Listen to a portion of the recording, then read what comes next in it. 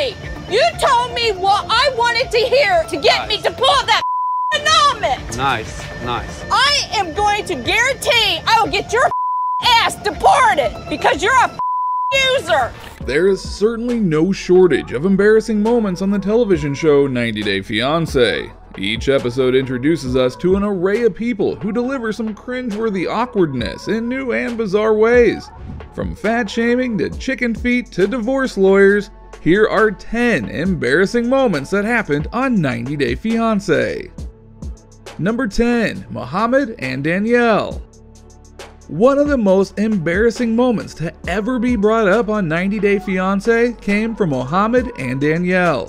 When these two met online, they dated for a short period of time before applying for a K-1 visa, so Mohamed could join Danielle in the United States and begin their lives together. Nothing went as planned though, and starting with Mohamed's disinterest with being with Danielle. From the moment he arrived, Mohamed kept his distance from his bride-to-be. Once they were married, it seemed things only got worse. In a tell-all episode of 90 Day Fiancé, Happily Ever After, the couple was asked about their intimacy after they said, "I do." What viewers weren't expecting was to hear about how Danielle would scream and beg for sex, even throwing herself on the ground. She would threaten to have Mohamed deported if he didn't comply. Mohamed was allegedly telling people that Danielle smells and that he is unable to perform his husbandly duties.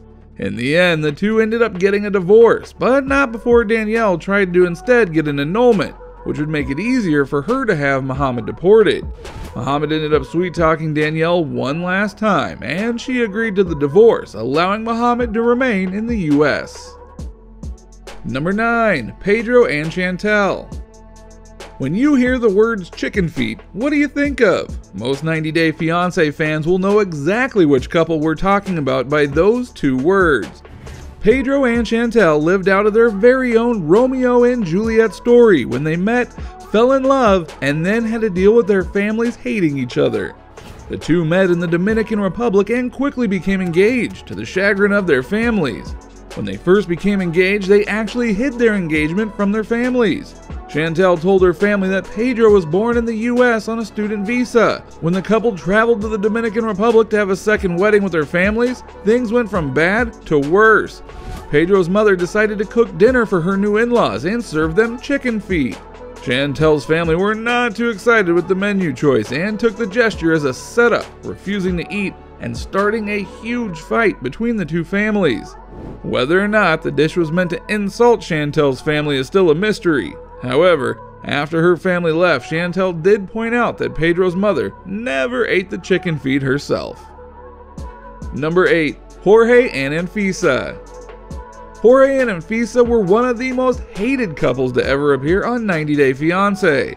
ANFISA was interested in marrying Jorge for his money, and Jorge was only interested in ANFISA's looks. The problem here is that Jorge may have exaggerated when he told ANFISA how much money he had. When she arrived in California, she quickly realized that Jorge was not a millionaire. Nobody thought these two would make it, and it seemed even crazier that they were still together in the spin-off 90 Day Fiancé Happily Ever After. In this season, Jorge visited a divorce lawyer with his sister Lord behind ANFISA's back. When Jorge and ANFISA had their interview on the show, one of the producers asked Jorge if he had talked to his sister since visiting the divorce lawyer. Whoops! ANFISA immediately flew into a rage and was ready to walk out. Jorge lied and said he never went to a divorce lawyer and that he had no idea what the producer was talking about.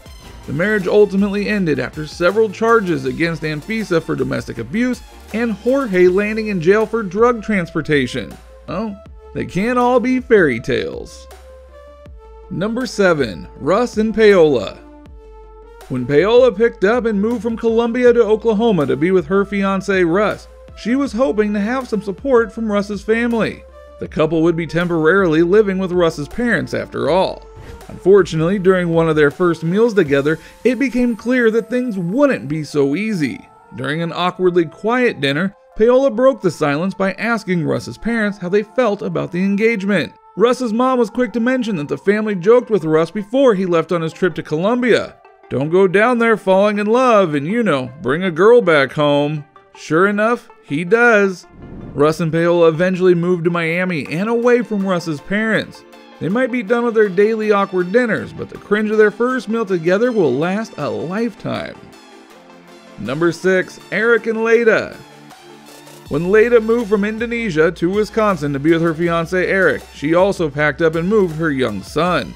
Once the couple was living together, it became clear that Eric's kids had some serious reservations about their future stepmother. LEIDA first went toe-to-toe with Eric's daughter. LEIDA was insisting that their daughter move out, and when Eric was brought into their feud, he sided with LEIDA and out his daughter went. As if that wasn't bad enough, LEIDA told Eric that she didn't want him paying child support to his ex-wife anymore. Eric's response was that the family comes first, and LEIDA said she didn't want to marry him anymore. Despite all of that, the two did get married. Eventually, LEIDA had a restraining order taken out against Eric's daughter, and the couple are still together. We're hoping for the sake of Eric's children that they find a nice therapist to help them sort through all the daddy issues they are bound to have. Number 5. Jay and Ashley.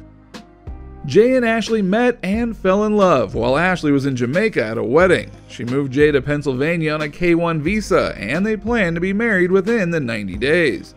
Despite rumors that Jay had been unfaithful to Ashley, the two tied the knot and began their life together. Just 1 week after their wedding, Ashley made a startling discovery. She found evidence on Jay's phone that he was talking to other women on Tinder. She realized that Jay had created the account the day they returned home from their wedding.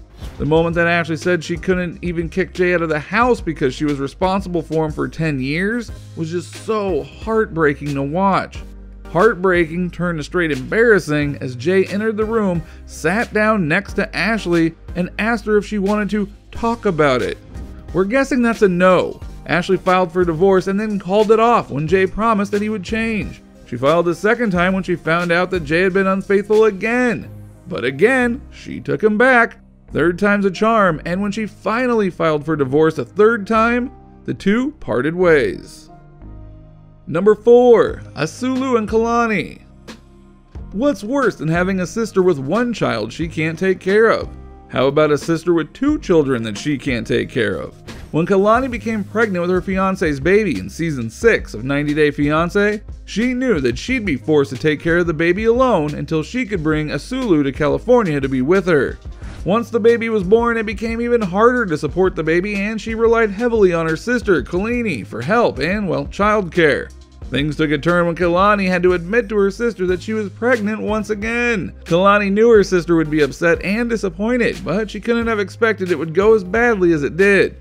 When KALANI finally worked up the courage to tell her sister about her second pregnancy, KALANI began crying and told her sister, "I don't want to do this," before walking off. Number 3. AZAN and NICOLE. AZAN and NICOLE began their relationship online, and it wasn't until they met face to face much later that their love was really put to the test.